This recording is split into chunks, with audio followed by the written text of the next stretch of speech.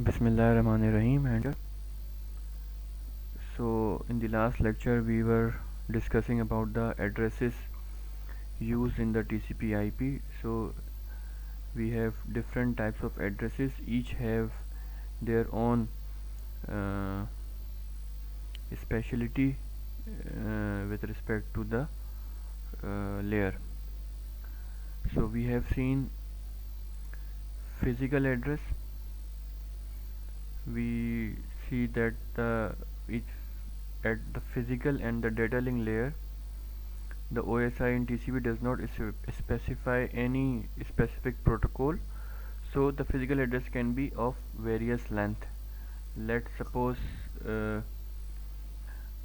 if you are using Ethernet environment, your MAC address will be of 48 bit. Otherwise, if you are using local talk of Apple, then the structure of the physical address will be different.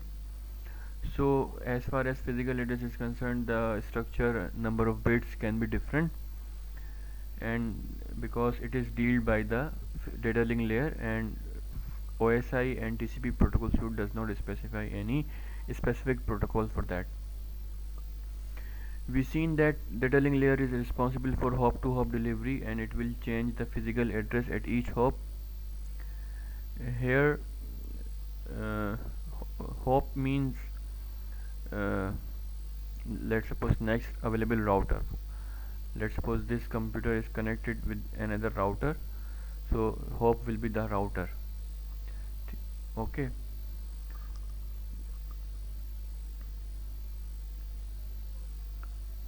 Logical address, on the other hand, is the main IP address, is the IP address of 32 bit, and it's a standard address, and it uniquely identifies the host on the network, and every computer, every device who are using TCP IP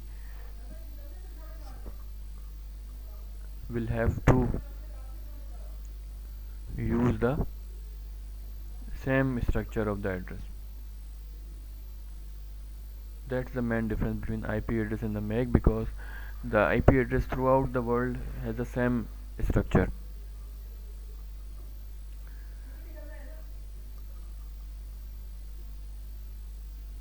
We have seen this example of two routers interconnecting three LANs, and we have seen that the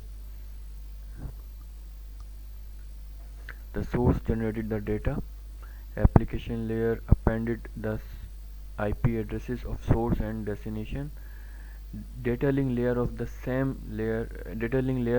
device added the physical addresses, and we have seen that the physical addresses get changed at each hop, but the IP addresses remain same.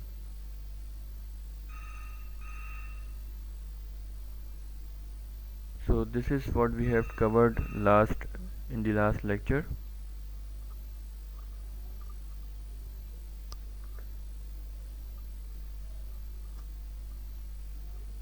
The last address is the port address. The IP address and the physical address are necessary for the data to travel from source to destination. We have seen that data link layer is responsible for hop to hop delivery. Network layer is responsible for source to destination delivery.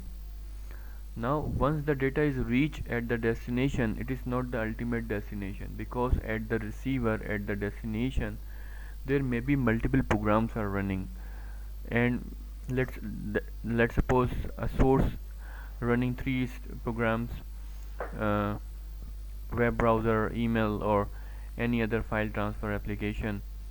So it's generating a variety of data from each application. So at the source side, there is a need of labeling of the data. We have to label the data according to the application, so that once it is returned, once it is answered by the server, the same response should go to the uh, concerned application. For example, I open a web browser and open the Yahoo website. At the same time, I open the YouTube. So my computer is requesting the two servers. So when they both reply, they may reply at the same time or maybe at the other, but the destination address of both reply packet will be my computer, will be my IP. So once this packet received at my computer, where it should be distributed, it's the same as you receive a post mail at your doorstep. Now you will see the name to whom it concerned, which person in your home will receive that uh, post mail. So it's like that port address. So arrival at the destination is not the final objective. End objective is the process to process communication, application to application communication. For example, computer can communicate with a computer C using a telnet. Telnet is uh, a sort of remote desktop application in the network world. And similarly, there is a file transfer protocol application as well as to transfer the files between the computers over the network. So for these processes to receive data simultaneously, we need a method to label the different process. So they need an address basically. And TCP/IP architecture facilitates this problem by the port address, and this is done by the transport layer. The port address is of 16-bit in length. Again, figure shows the two computers communicating via internet. The sending computers is running 3 processes at this time with the port address ABC. Receiving computer is running 2 process. There may be a chance that the single server is hosting 2 services. So there can also be a signs like Google supporting many services. So process, let's suppose A is sending in the sending computers need to communicate with the process J in the receiving computers. Note that although both computers are using the same applications FTP, for example, the port address are different. ये भी हो सकता है कि आप, इसकी मिसाल ऐसी है कि मैं भी एक वेब एप्लीकेशन यूज़ कर रहा हूँ, याहू ओपन कर रहा हूँ, ठीक है, तो मेरी जो एप्लीकेशन का पोर्ट एड्रेस होगा वो लेट्स सपोज XYZ है, लेकिन याहू के सर्वर जो सर्वर बेस्ड एप्लीकेशन रन कर रहा है उस याहू के मुतालिक उसका पोर्ट एड्रेस डिफरेंट हो सकता है, क्योंकि वो सर्वर प्रोग्राम है और मेरे पास जो चल रहा है वो क्लाइंट प्रोग्राम है. मतलब मैं yahoo.com ओपन करता हूँ क्रोम में, तो ये क्लाइंट बेस्ड प्रोग्राम होगा. इसकी वजह से जो डेटा जनरेट होगा उसमें जो सोर्स का पोर्ट एड्रेस होगा वो डिफरेंट हो सकता है as compare to receiving host application. Application same है दोनों की, वो भी वेब ब्राउज़र ही, मतलब वो भी वेब सर्वर ही होस्ट कर रहा है और वो इस वेबसाइट को रिस्पॉन्ड करेगा, लेकिन जो रोल है वो डिफरेंट है.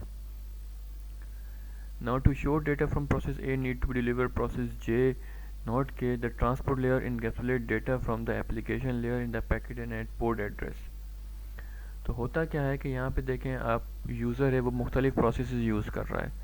लेट सपोज वेब ब्राउजिंग कर रहा है, ईमेल कर रहा है, यूट्यूब कर रहा है, ठीक है जी.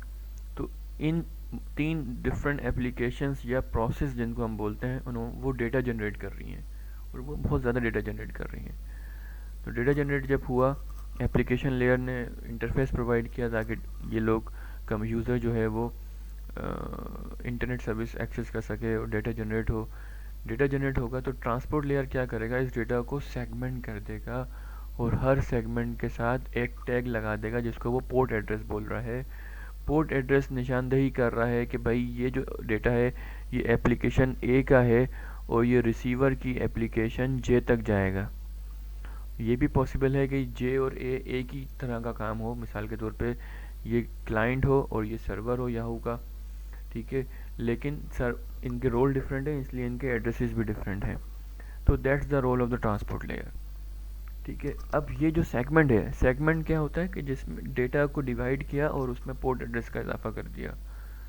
फिर इस सेगमेंट को मज़ीद डिवाइड करके آگے پیکٹ بنائیں گے اور ہر پیکٹ کے اندر آئی پی ایڈریس لگا دیں گے. اب آپ دیکھیں ہر ہر پیکٹ کے ساتھ سورس ایڈریس اور ڈیسٹینیشن آئی پی ایڈریس اور ساتھ میں جو اوپر سے جو آیا تھا یہ چیز سیم رہے گی پورٹ ایڈریس، اور یہ اضافی ہو گیا نیٹ ورک لیئر کا. جب یہ نیچے آئے گی چیز تو ڈیٹا لنک لیئر اپنا جو ہے وہ اس میں ہیڈر اور ٹریلر لگا دے گا. تو یہ ایسے ہی ہے کہ ایک باکس تھا،